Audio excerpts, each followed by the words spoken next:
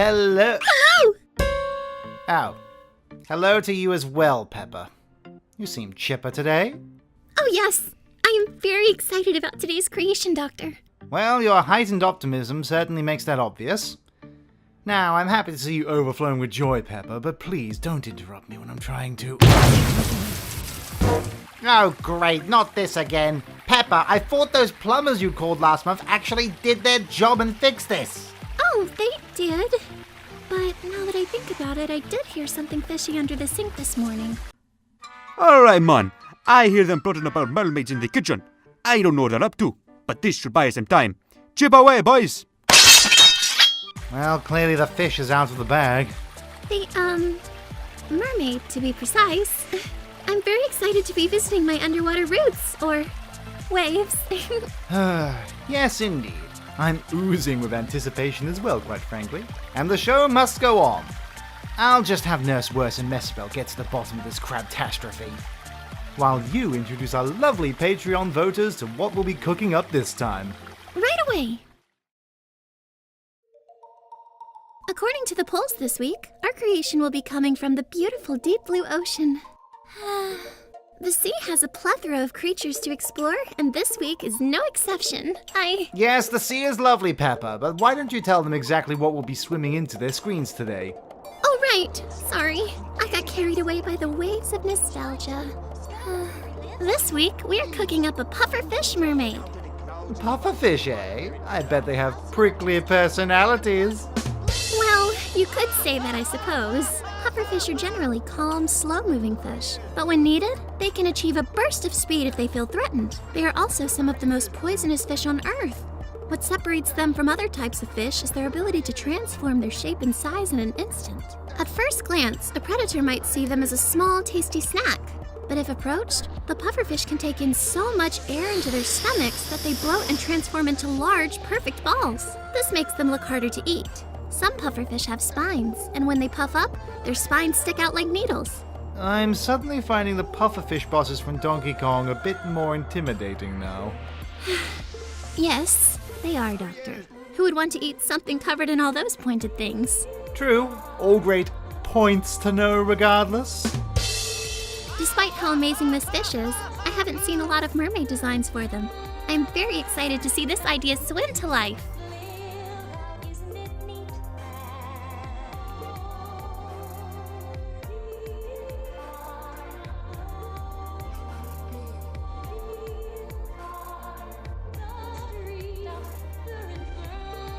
The earliest mermaid-like figure was likely the ancient Syrian goddess Atargatis, who watched over the fertility of her people, as well as their general well-being. From there, sailor stories of encountering these enchanting beauties took off.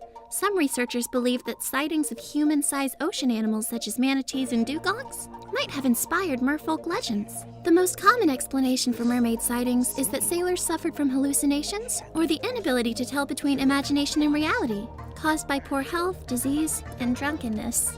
To be fair, if I was drunk on a sailboat for more than an hour, I'd also be inclined to believe in beautiful fish women. Are you saying you don't believe in me, Doctor? Haha, very cheeky, Pepper. I was only pulling your fin, Doctor. Oddly enough, though, the stories of mermaids have always had conflicting personalities. Sometimes they were portrayed as beautiful, seductive maidens greatly desired by lonely sailors, but they were also cast as siren-esque beasts that dragged men into the inky black depths of the ocean. Whatever their portrayal, mermaids wound their way deep into the nautical lore of the Middle Ages and onward. So, does that mean The Little Mermaid could have actually been a tale of murder and seduction? That's actually the exact origin of the well-known Disney classic, Doctor. Wow. Who knew that mermaids were our first yandere waifus?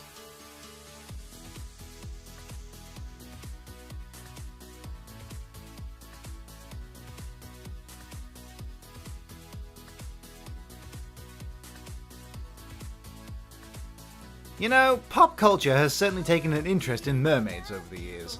Writers of the supernatural may have started to include mermaids in their stories because they feel other forms of supernatural have been overdone. Mermaids became so popular that in 2011, a convention called MerCon began. The month of May has even been dubbed by artists as Mermaid to celebrate creating these fascinating creatures.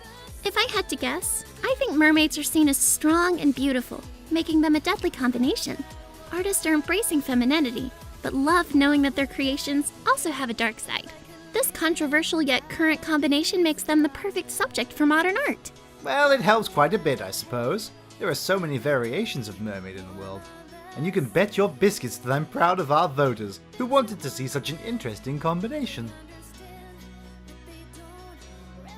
I think we had a very successful deep dive into oceanic history today, Peppa. Don't you agree?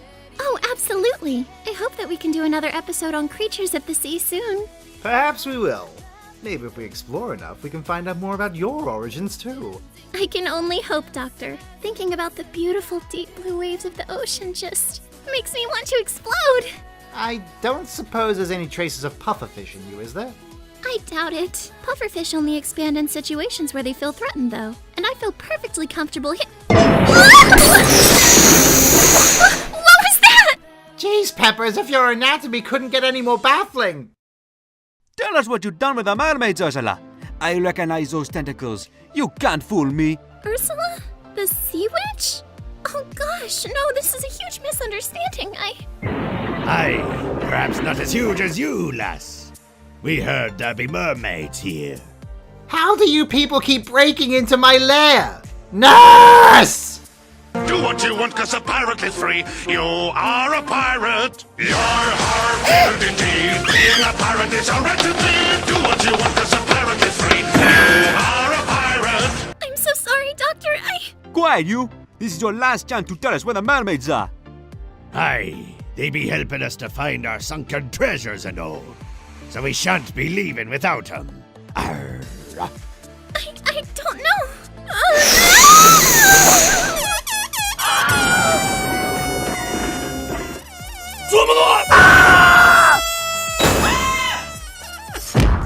Oh, gosh. Huh. I suppose that's one way of dealing with uninvited guests. See you next time, everyone.